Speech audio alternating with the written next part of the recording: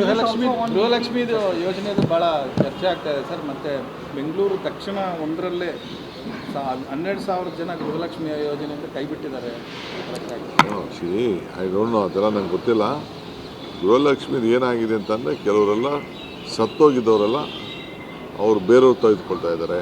ಆಮೇಲೆ ಬೇರೆ ಬೇರೆ ಫೋನ್ ನಂಬರ್ಸ್ ಕೊಟ್ಟಿದ್ದಾರೆ. ನಾವು ಬಾಗಲಕೋಟು ಇದರಲ್ಲೆಲ್ಲ ಚೆಕ್ ಮಾಡಿದ್ದೀವಿ, ಬೇರೆ ಬೇರೆ ಚೆಕ್ ಮಾಡಿದ್ವಿ.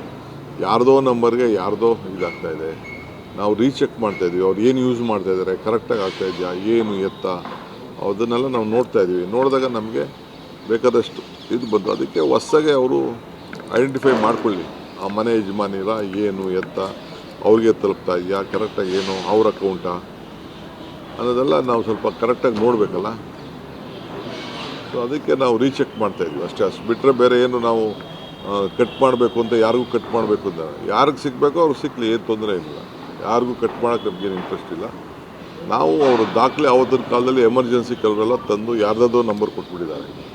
ಜಿನೈನ್ ಪೀಪಲ್ಗೆ ಹೋಗಬೇಕು ಅಷ್ಟೇ ನಮ್ಗೆ ಬೇಕಾಗಿರೋದು. ಪರಿಷ್ಕರಣೆ ಬಗ್ಗೆ ಭಾಳ ಚರ್ಚೆ ಆಗ್ತಿದೆ ಸರ್. ಗ್ಯಾರಂಟಿಗಳ ಪರಿಷ್ಕರಣೆ ಸಾಕಷ್ಟು ಜನ ಶಾಸಕರು ಕೂಡ ಈಗ ಕೆಲವು ಪವರ್ ಏನಾಗಿದೆ ಗೊತ್ತಾ, ತೊಗೋತಾ ಇದ್ದಾರೆ 200 ಯೂನಿಟು ಅಂತ ತೊಗೋತಾ ಇದ್ದಾರೆ. ಅಂಗಡಿ ಕಟ್ಕೊಂಡವ್ರೆ, ಅಂಗಡಿಗೂ ಮನೆ ಕರೆಂಟ್ ತೊಗೊಂಡವ್ರೆ. ಮೇಲೆ ಅಂಗಡಿ ಮನೆ ಇದೆ, ಕೆಳಗಡೆ ಅಂಗಡಿ ಇದೆ. ಅಂಗಡಿಗೆ ಸಪ್ರೇಟಾಗಿ ತೊಗೊಳ್ಳಿ, ವಾಸಕ್ಕೆ ಇಟ್ಕೊಳ್ಳಿ, ಏನು ತೊಂದರೆ ಇಲ್ಲ.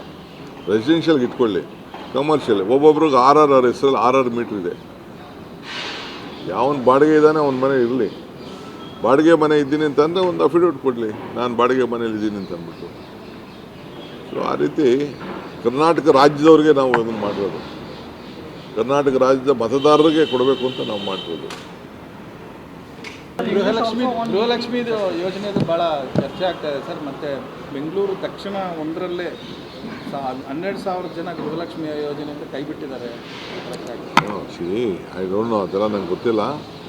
ಗೃಹಲಕ್ಷ್ಮಿದು ಏನಾಗಿದೆ ಅಂತಂದರೆ ಕೆಲವರೆಲ್ಲ ಸತ್ತೋಗಿದ್ದವರೆಲ್ಲ ಅವರು ಬೇರೆಯವ್ರು ತೆಗೆದುಕೊಳ್ತಾ ಇದ್ದಾರೆ.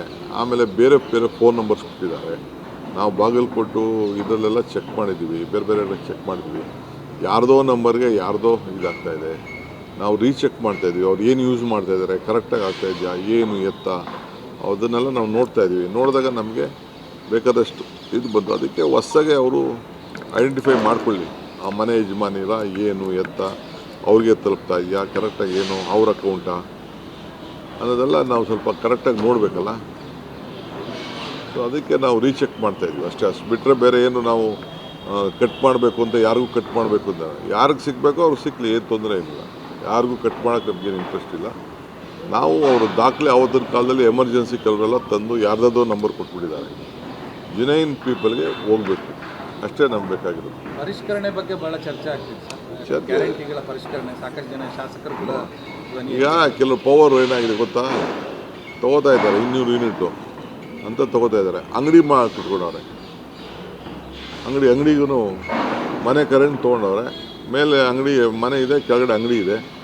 ಅಂಗಡಿಗೆ ಸಪ್ರೇಟಾಗಿ ತೊಗೊಳ್ಳಿ, ವಾಸಕ್ಕೆ ಇಟ್ಕೊಳ್ಳಿ, ಏನು ತೊಂದರೆ ಇಲ್ಲ. ರೆಸಿಡೆನ್ಷಿಯಲ್ಗೆ ಇಟ್ಕೊಳ್ಳಿ, ಕಮರ್ಷಿಯಲ್ ಒಬ್ಬೊಬ್ರಿಗೆ 6 ಹೆಸರಲ್ಲಿ 6 ಮೀಟ್ರ್ ಇದೆ.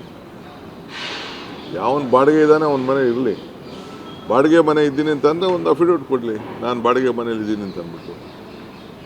ಸೊ ಆ ರೀತಿ ಕರ್ನಾಟಕ ರಾಜ್ಯದವ್ರಿಗೆ ನಾವು ಇದನ್ನು ಮಾಡಿರೋದು, ಕರ್ನಾಟಕ ರಾಜ್ಯದ ಮತದಾರರಿಗೆ ಕೊಡಬೇಕು ಅಂತ ನಾವು ಮಾಡಿರೋದು.